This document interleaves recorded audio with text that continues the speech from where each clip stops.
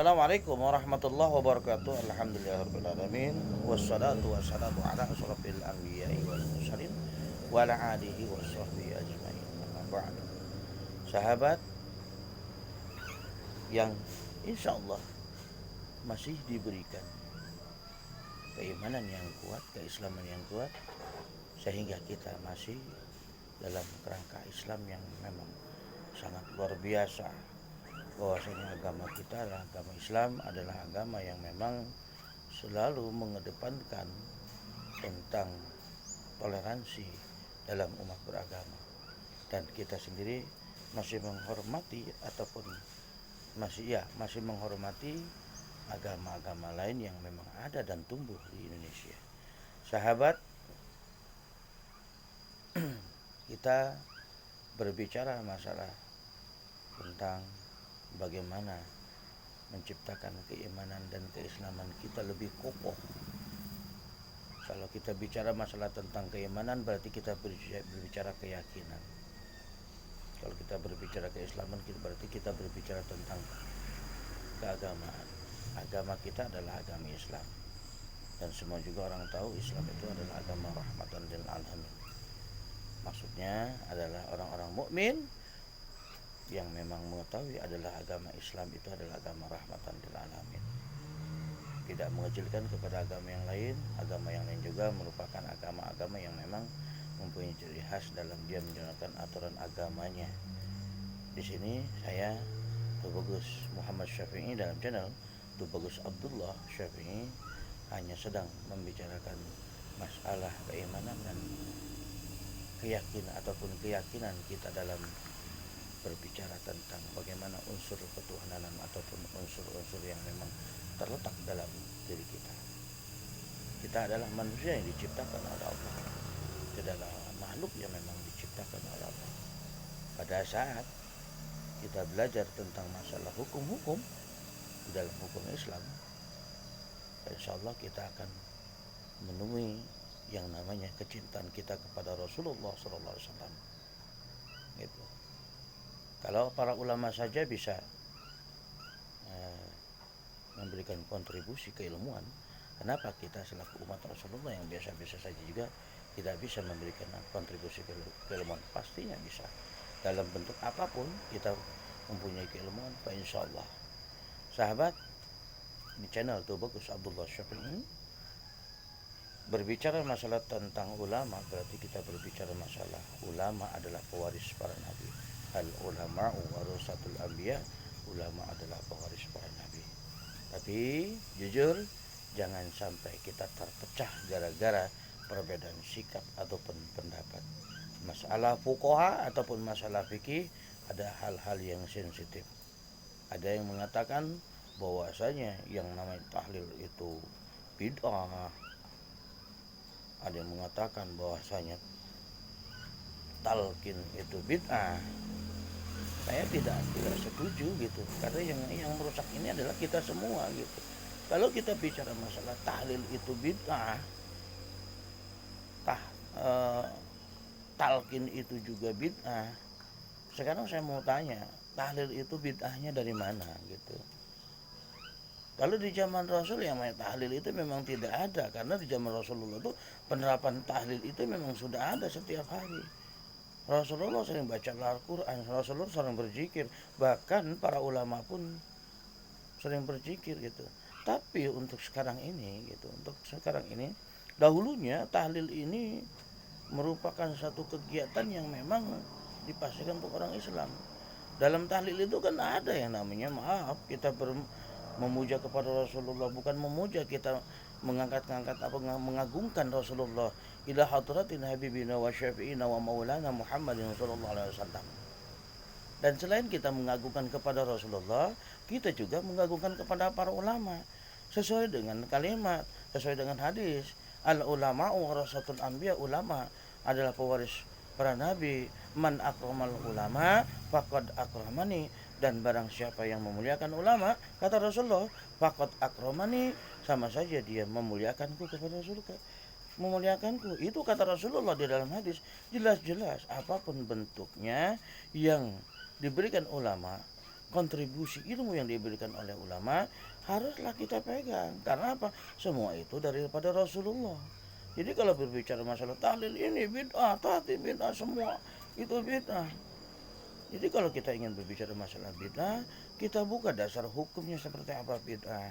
Al bid'atun dolalah. Betul, bid'ah itu adalah dolalah. Cuman di situ ada al ma'rifat. Yang namanya bid'ah di situ yang tidak ada ketentuan Rasul dan bid'ah itu bisa merusak kita Islam, baru dikatakan dolalah. Memang di situ ada alnya al ma'rifat, betul. Al bid'atu, kalau dalam bahasa Jawa al bid'atu jadi mubtada, al bid'atu utawi bid'ah. Tuh, dolalatun iku dolalah. Ya kan? Al bid'atu dolalah. Adapun bid'ah itu adalah dolalah. Tapi tidak semua bid'ah itu dolalah. Kalau kita mengupas sedikit masalah kalimat al bid'atu dolalatun, al di situ apa? Ada al ma'rifat, mengkhususkan kepada bid'ah yang memang tidak ada dasar hukum. Nah, sekarang kalau tidak ada dasar hukum, kenapa Rasulullah mengatakan bahwasanya sunnah yang dilakukan oleh para sahabatku yang 4 adalah sunnahku. As-sunnatu min hulafa'ir rasyidin fahuwa sunnati. Itu kata Rasulullah.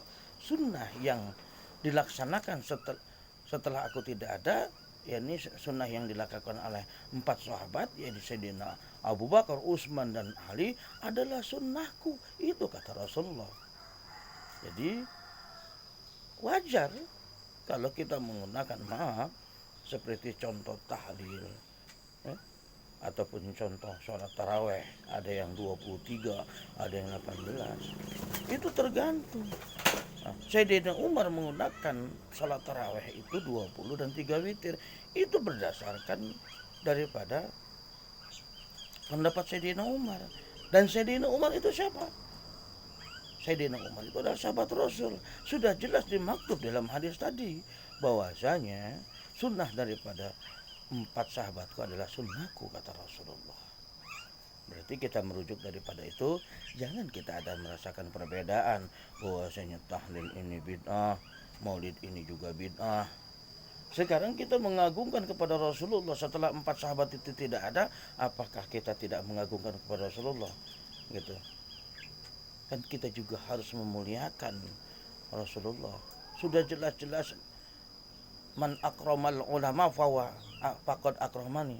Barang siapa yang memuliakan pada ulama adalah sama saja memuliakanku. Itu kata Rasulullah. Jadi maaf, jangan kita bantah sesuatu yang memang tidak ada di zaman Rasulullah, tetapi ada di zaman sahabat Rasulullah yang 4, insya Allah itu juga sunnah, kata Rasulullah. Maka daripada itu sahabat, berbukalah dengan keimanan kita, keyakinan kita kepada Allah. Jangan kita saling bergontok-gontokan dikarenakan perbedaan. Oh, ini hadisnya sahih, ini hadisnya sahih. Betul, semua hadis sahih. Cuma di situ kan ada hadis dhaif, terus ada hadisnya dhalalah. Kalaupun hadisnya dhaif, lemah daripada yang merawinya, tapi bisa dipakai hanya sebagai penunjang, tidak masalah. Dan tidak ada kata dosa besar. Kesalahan yang kita lakukan karena kita salah dalam menerapkan hanya mendapatkan 1 pahala. Tapi kalau kita menetapkan satu hukum yang memang benar-benar betul semuanya, maka akan mendapatkan 2 pahala. Itu sudah murah betul. Itu sudah bagus betul, Allah memberikan pandangan seperti itu. Insya Allah mudah-mudahan kita di Indonesia jangan sampai ada kata-kata bergontokan. Maka daripada itu saya mengajak kepada ulama-ulama, jangan sampai kita saling berpecah. Tidak ada yang namanya ulama begini, tidak ada. Bahwasanya yang namanya para ulama harus saling memegang tangan, mengeratkan tangan untuk apa? Membasmi orang-orang yang ingin menghancurkan Islam, yang ingin merusak agama Islam. Tapi janganlah kita sendiri, Islam yang sudah kita tatan, kita rusak dengan sendirinya. Sahabat, kita masih berada di channel Tubagus Muhammad Syafi'i, yang insya Allah mudah-mudahan saya sendiri, channel Tubagus Abdullah Syafi'i, saya Haji itu bagus Muhammad Syafi'i hanya memberikan wacana bahwasanya Islam itu adalah rahmatan lil alamin. Jangan sampai kita berbicara ini bid'ah, ya. Dua versi bid'ah itu terbagi dua. Ada bid'ah dolalah dan ada bid'ah hasanah. Kalau kita meluruskan bid'ah dolalah tetapi bid'ah hasanahnya kita tidak jabarkan, maka itu sangat keliru. Yang paling kecil yang harus kita akui bahwasanya dulu di zaman Rasulullah pondok pesantren itu tidak ada. Tapi kenapa di zaman sekarang banyak pondok pesantren? Apakah itu bukan bid'ah?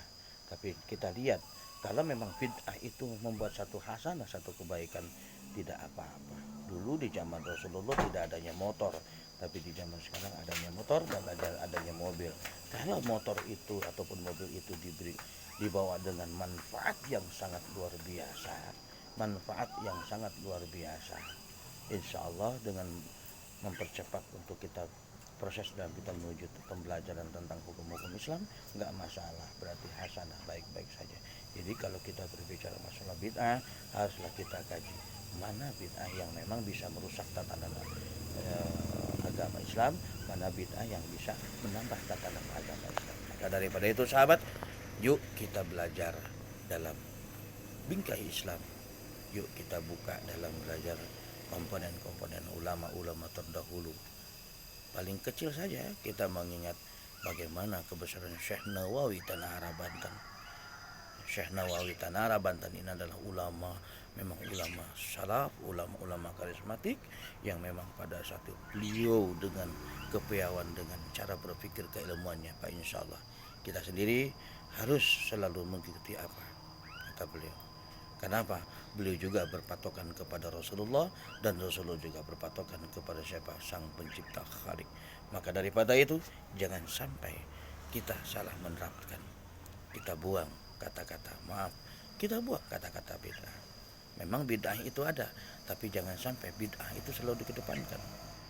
Jadi yang artinya jangan sampai kita memikirkan ini dolalah, tapi kita lihat gitu yang hasanahnya.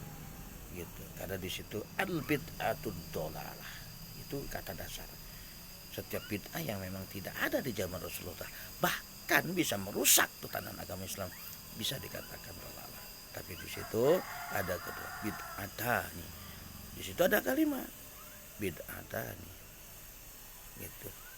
Ada apa di kalimat bid'atani?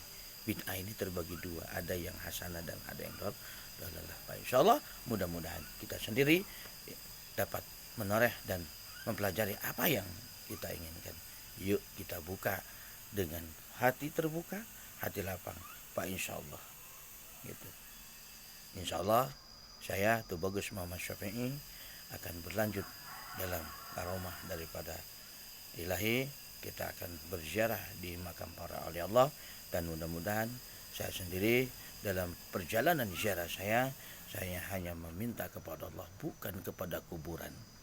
Gitu. Apakah yang namanya berziarah itu dibid'ahkan? Tidak.